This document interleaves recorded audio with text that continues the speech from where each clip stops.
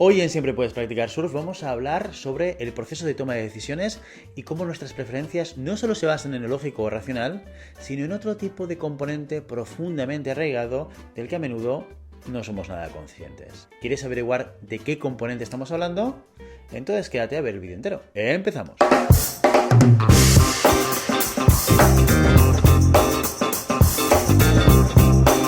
A ver, tú, ¿eres más de Coca-Cola o de Pepsi? I'm a Coca-Cola man. Y si te gusta más la Coca-Cola, ¿por qué? ¿Qué es lo que hace que te inclines más por una marca o por la otra? Las dos bebidas tienen un componente químico prácticamente idéntico. Las dos bebidas son carbonatadas de cola que se originaron a finales de 1800. Las dos bebidas han sido creadas por farmacéuticas, Coca-Cola para eliminar el dolor de cabeza y Pepsi para mejorar la digestión. Y las dos bebidas también tienen un color oscuro característico, un aroma dulce y burbujeante y un sabor muy parecido con sutiles diferencias que algunos paladares, oye, entre tú y yo, no pueden detectar. Aunque sí, la Pepsi es más dulce. Pero teniendo en cuenta todas estas similitudes, ¿por qué la mayoría de las personas prefieren la Coca-Cola? Me gusta la Coca-Cola con 2 hielos y un limón, sin calorías, sin cola y baja en colesterol. Vale, piensa por un momento. ¿Es realmente el sabor lo que hace que te guste más? ¿O quizás hay otro factor en juego que nada tiene que ver con sus propiedades organolépticas? Toma palabra pedante del día. El interés de la gente por Coca-Cola es algo que se puede ver en cifras. Por ejemplo, según este gráfico de Datasy, sobre las búsquedas realizadas de ambas marcas entre 2004 y 2019, Coca-Cola supera por mucho a Pepsi. Excepto en abril del 2007, cuyo anuncio protagonizado por Kyle Jenner, simulando protestas sociales al más puro estilo Black Lives Matters, dio mucho que hablar. Y no precisamente para bien, porque Pepsi tuvo que retirar el anuncio y pedir disculpas. Otro dato curioso es que, según Dashmode, Coca-Cola es el refresco más consumido del mundo, bebiéndose, atención, 10.000 Coca-Colas por segundo alrededor de 200 países. También es la marca de refrescos más conocida en tiendas, bares y restaurantes, con una tasa de penetración que prácticamente duplica la de Pepsi. Esto nos da pistas de las preferencias de la consumición dentro de la población. Todo ello hace que Coca-Cola se presente como la marca de bebidas más fuerte y más valiosa del mercado, no solo por encima de Pepsi, sino también de otras igualmente famosas como Red Bull, Nescafé o Monster. La gente ama, literalmente, la Coca-Cola. Me gusta la Coca-Cola. Yo incluido, que cada vez que voy a un restaurante y pido una Coca-Cola y me dicen, ¿tenemos Pepsi, te vale? Pues me dan ganas de responder algo así como, pues yo no tengo euros, pero tengo billetes de Monopoly, ¿también te valen o qué? Bueno, en fin, la cuestión es ¿por qué? ¿Por qué esta fascinación por la marca? Eso es precisamente lo que se preguntó el neurocientífico Rhett Montague y su equipo de Baylor College of Medicine en el año 2004, cuando llevó a cabo el experimento que te voy a contar a continuación. Pero antes te pongo en contexto. Subamos al DeLorean y viajemos a los años 70. Durante esta década, la guerra entre Coca-Cola y Pepsi estaba al rojo vivo. Para atacar a su rival, Pepsi realizó una serie de spots publicitarios llamados El Desafío Pepsi, en la que se enfrentaban las dos marcas a un experimento que consistía en un test ciego de sabor. Es decir, paraban a la gente por la calle y le daban 2 vasos, uno con Coca-Cola y otro con Pepsi, sin decirles cuál era cuál. Y después de saborear las dos bebidas, las personas tenían que decidir cuál de las dos les gustaba más. La cosa es que los participantes de este experimento escogían siempre Pepsi. Pepsi. Pepsi. Pepsi. I like Pepsi a lot better. Pepsi. Vale, a ver, entre tú y yo, dado que se trataba de una campaña publicitaria, pues la validez de ese estudio es cuanto menos cuestionable. Además, los resultados chocan mucho con la realidad, ya que, como hemos visto, la sociedad prefiere y compra Coca-Cola.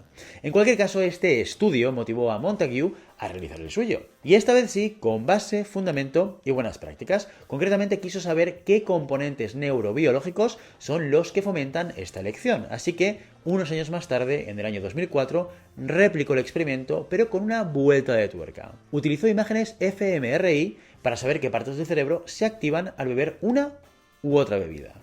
¿Qué reacciones provoca la Coca-Cola para que, pese a que la gente presuntamente prefiera el sabor de la Pepsi, acabe decidida a comprar la otra? Vamos a verlo. En el estudio, un grupo de 67 personas fueron divididas en 4 grupos.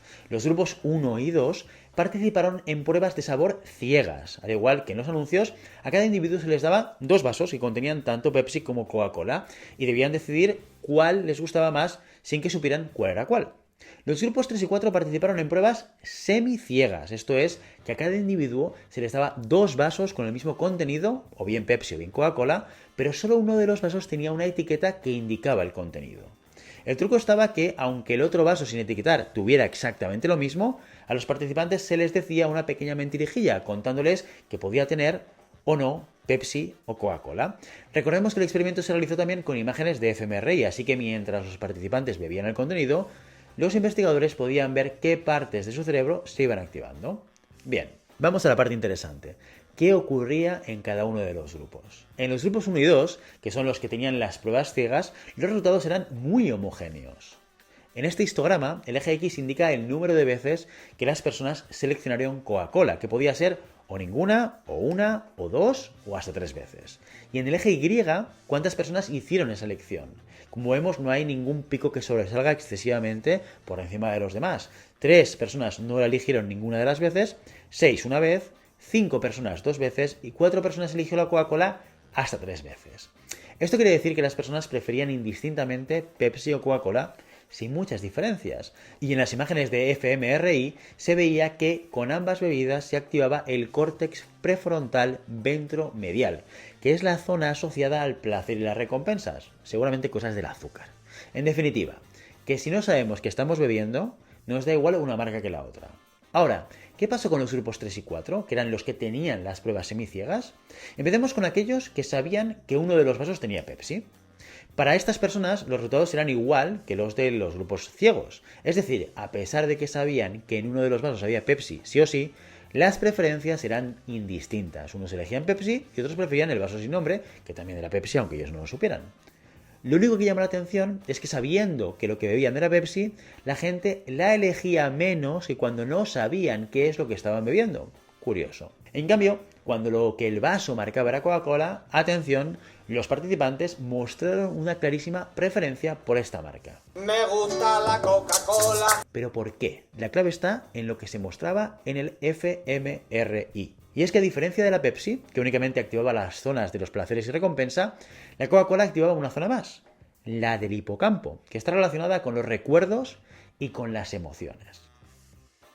Vale, está bien. Paremos un segundo aquí para entender por qué esto es importante. Las personas, por mucho que lo intentemos, y de verdad que hay mucha gente que lo intenta con mucha fuerza, no somos seres racionales. Al menos no en el sentido literal de la palabra. En realidad somos seres racionalizadores, que no es exactamente lo mismo. Esto significa que en lugar de tomar decisiones lógicas y con aparente sentido, lo que hacemos es tomar decisiones basadas en factores emocionales y luego creamos una lógica posterior para justificar esas acciones. Como cuando compras algo que no necesitas realmente y luego te convences a ti mismo de que era una buena oferta y que lo necesitarás en el futuro. O como cuando te niegas a tirar las cosas que ya no usas por si acaso y tu casa acaba que parece que tienes el síndrome de Diógenes. En fin, la cuestión es que la parte racional de nuestro cerebro, el neocórtex, aún es un bebé evolutivamente hablando y todavía le cuesta tomar el control de ciertas situaciones. Antes del neocórtex, es decir, por debajo, tenemos otra capa, mucho más antigua y mucho más primitiva, llamada sistema límbico. Y claro, como lleva mucho más tiempo existiendo, podemos decir que juega con cierta ventaja. ¿Por qué es importante tener en cuenta el sistema límbico? Porque es el que se encarga de regular las emociones. De alguna forma podríamos decir que las emociones llevan integradas en nuestro ADN mucho más tiempo que nuestra capacidad de pensar. Y es por eso que todavía, en un porcentaje más alto de lo que a muchos nos gusta admitir, las emociones rigen nuestro comportamiento y nuestras decisiones por encima de cualquier lógica, tal y como demostró el experimento de Montague. Sus resultados destacaron el poder silencioso que tienen las emociones y cómo éstas influyen en nuestro comportamiento. Y no solo en decisiones de compra, sino en general. En el caso concreto de la Coca-Cola, el equipo de marketing se ha asegurado que asociemos la bebida con emociones de felicidad y de unión. Ahí tenemos, por ejemplo, sus archiconocidos anuncios navideños, o su eslogan "Destapa la felicidad". Destapa lo que hay en ti. Por otro lado, Pepsi ha buscado apelar a una audiencia joven y moderna, promoviendo un espíritu rebelde y fresco, como se refleja en las campañas que incorporan a famosos de la música pop o su lema "Life for Now".